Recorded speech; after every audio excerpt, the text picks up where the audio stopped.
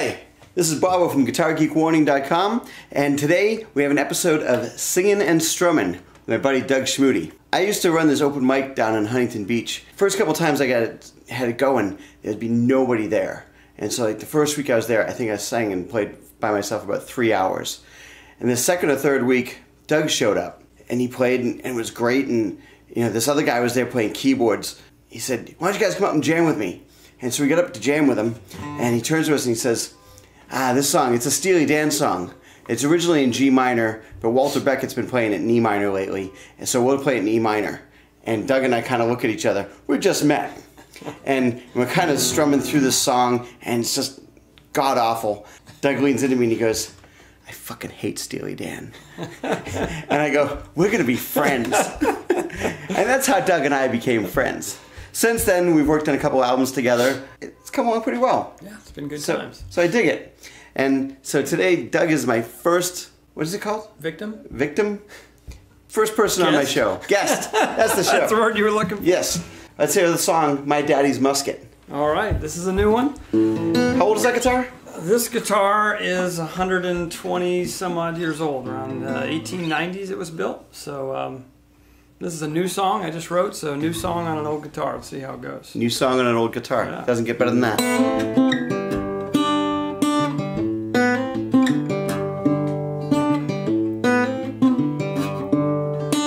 My daddy's musket is hanging above my fireplace, alongside my family's treasures, alongside their mistakes. A century and a half gone by, people still acting like it was yesterday. You find that musket wearing gray, and you find it wearing blue. There ain't no sense in you or I guessing what we do, unless we find ourselves walking around in my daddy's boots. I am my family's legacy, but their legacy ain't me. So put down your stones and leave my family be. For the same God judging us, the same God judging thee.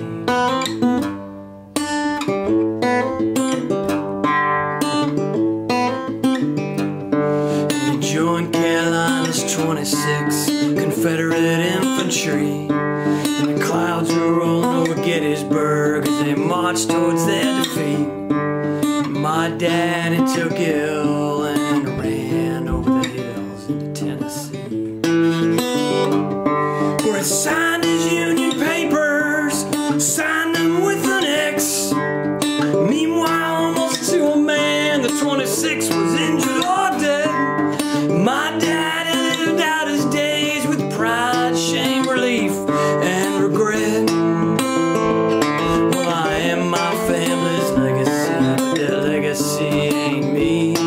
So put down your stones and leave my family be. For the same God judging us will be the same God judging thee.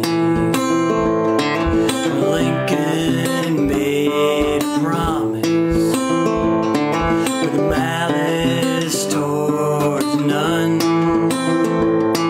and charity for all when their service was done to the last of us fall. I am my family's legacy, but their legacy ain't me. So put down your stones and leave my family be. For the same God judging us will be the same God judging thee.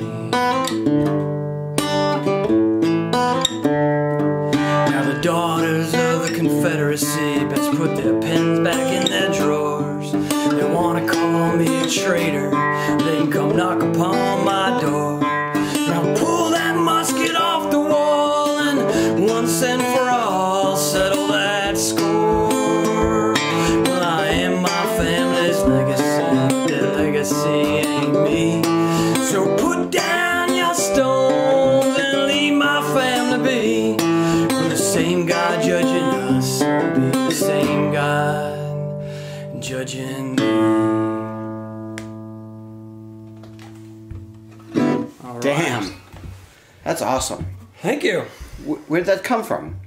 Well, that's a really interesting story. That's why I asked it. Yeah, no, the story behind the song. A buddy of mine just sent me this article that he'd read in the news about there's this woman in North Carolina, and she's the last person that the U.S. government is paying out veterans benefits for the Civil War.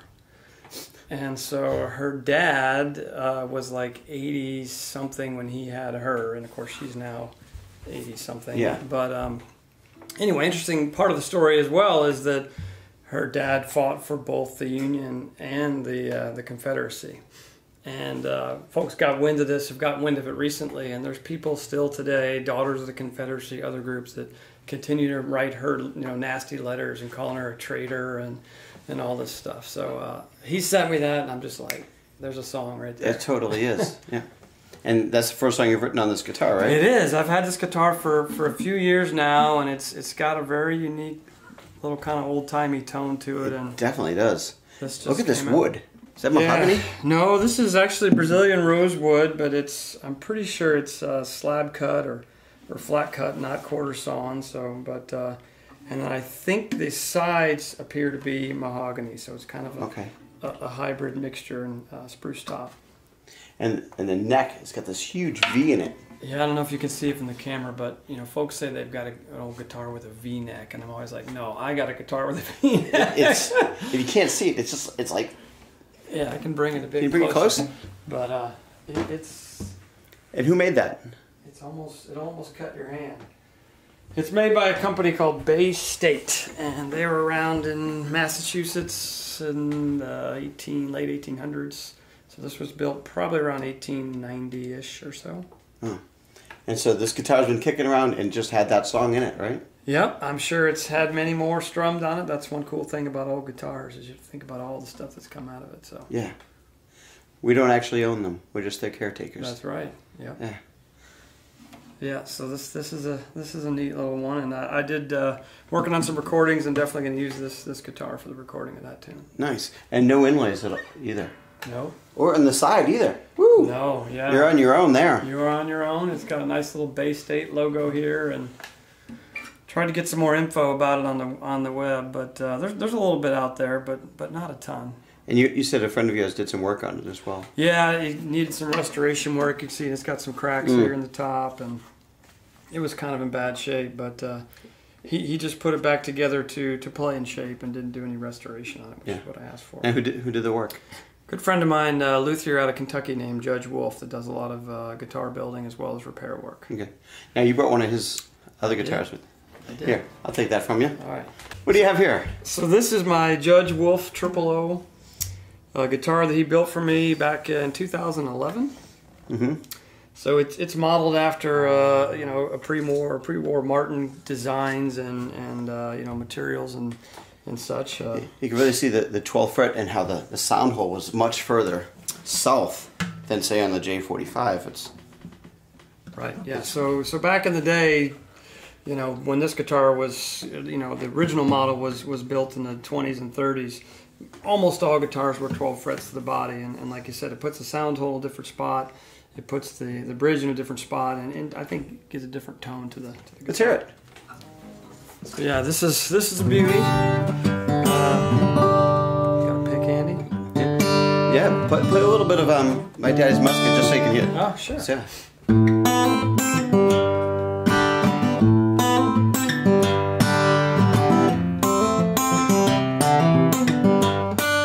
totally different feel and everything. Absolutely. It sounds too clean. Yeah, this one's too exactly. This one's very pretty and clean, and which is good, but has its place. Is this the one that UPS lost?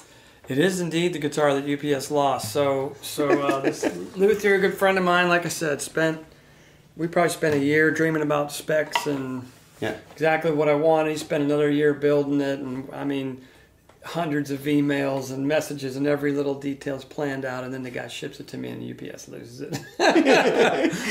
Oh my God, we were both beside ourselves for like 2 weeks, and of course UPS. 2 weeks it was gone. UPS is just we'll see if it shows up kind of thing, as if it was a CD I ordered on Amazon or something.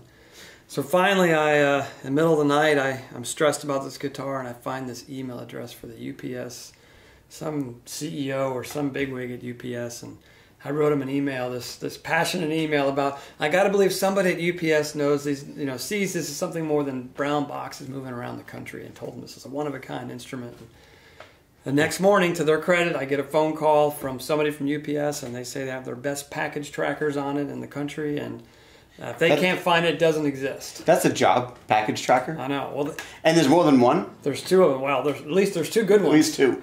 But Scully and Mulder. Yeah, it was lost in Chicago. And when I look it up, you can see where it was last, on the internet, you can track it. And I look up, the location, and it is the largest shipping depot or facility in the world. And I'm just picturing like the end of Raiders of the Lost Ark, boxes and boxes. But anyway, they found it, and they overnighted it to me, and it showed up, and it was nothing. Oh, it was in great shape. My favorite part of that whole story was, I remember you telling me he was talking to UPS, and they're like, what does the guitar look like? And you're like, it's in a brown box. You should not be looking at the guitar. Yeah, there was some frustrating conversations with the folks from UPS, but it was in a brown box with a rattlesnake rattle, which is still in the guitar, and a half pencil, which I was always telling UPS, it's got a half pencil, a rattlesnake rattle, and a guitar. Which is a whole other story. My buddy... they're like, what is wrong with this guy? He's a Kentucky guy through and through, and that's an old, I guess, fiddler's legend. You throw a rattlesnake rattle on a guitar, and you adds to the character. So it's in there. It's in there. Yeah. Sounds like something Ray Wiley Hubbard would have. Yeah. It's part of the guitar now. It's part of its story. We're back from the break. All right. So now this year is 46. That's right. 1946 Gibson J45 as compared to a 1997 Gibson J45. They look very similar. Yours smells different. Yeah? Yeah.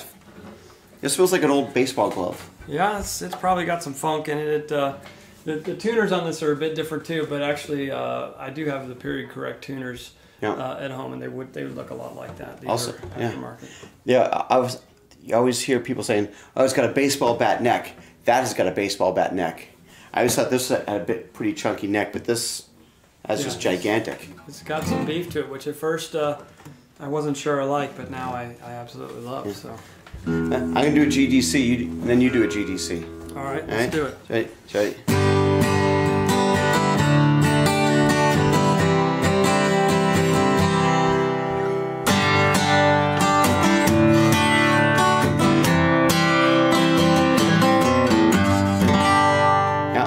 They sound alike, but still very different. Yeah, they do. I guess that's what...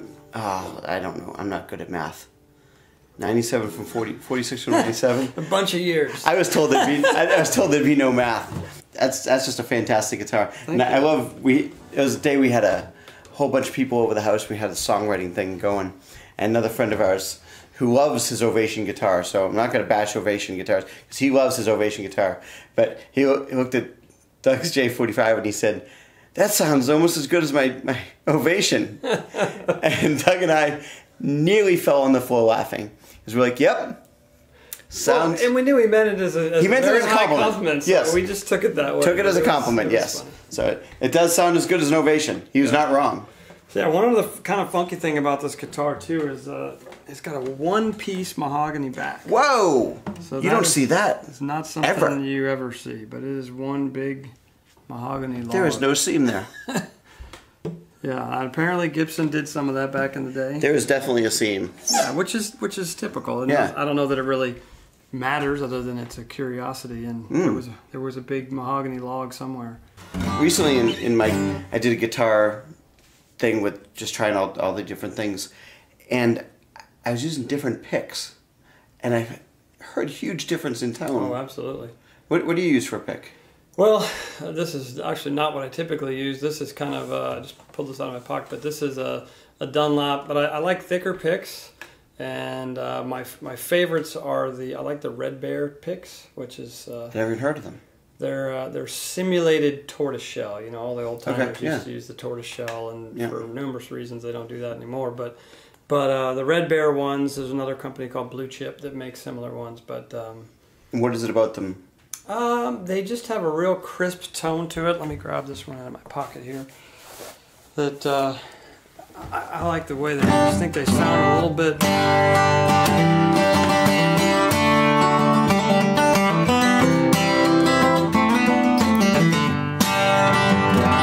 Now, which one's that? This is the Red Bear.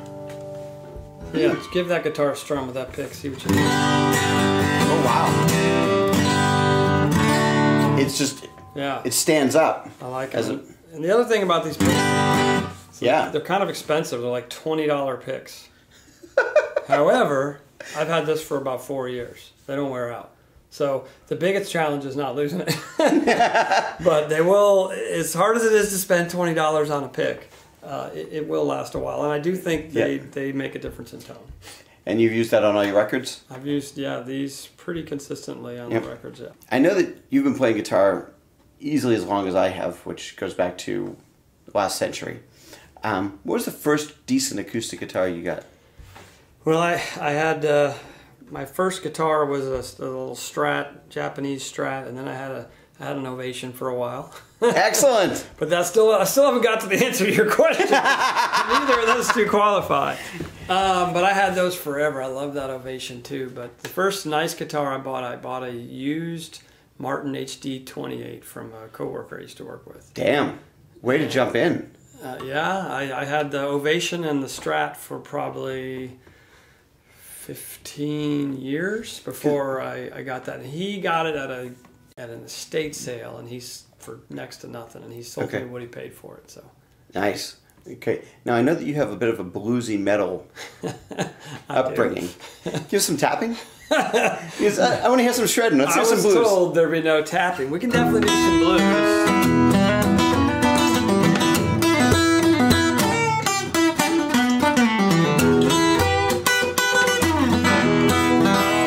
No tapping, though. No tapping? Not today, no. I saved that for the late night session. Okay, I hear you. Excellent. Now, do you find that you play different guitars? Do they make you play differently? Yeah, I mean, absolutely. I think folks that don't around guitars or guitar players a lot wonder, why do you have so many acoustic guitars? They all sound the same. They all look the same. But they all have a different tone. They have a different feel to them, and different songs, different licks. They fall out of different guitars. And there's been many a time where I've written a song and it's suited towards this guitar, for example, and I played on this forever. And then one day I pick it up and play on another one, and I look down like, I never would have written that song on this guitar. It doesn't sound bad. It just never would have come out of this. It just doesn't quite jump fit. the same. Yeah. That's interesting. So that's my excuse too. I tell my wife for all the guitars. So I'm not going to ask you how many you have. I hate that question. Yeah, you don't count. Why would you count? No. Nothing good comes of knowing. No, there's nothing that's going to come out of that information. What songs have come out of this one? Boy, I wrote 33 1/3 on this one. I wrote it's cool. So now I've written a lot on this guitar. This one's one of my favorites for sure. It definitely. You said it smells like an old baseball glove. I think. Yeah, it does. It has that feel to it where it's just comfortable. There's no sharp edges on this at all. You just kind of ease into this one. Yeah, that's a beauty. So I enjoyed recording it. Yeah, no, it's a fun one. It records well too. That's the end of our first segment. And we're going to come back with part 2 very soon.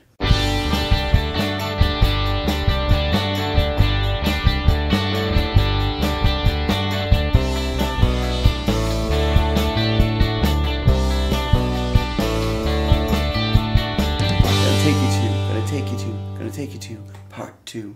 Little Big Audio Dynamite there.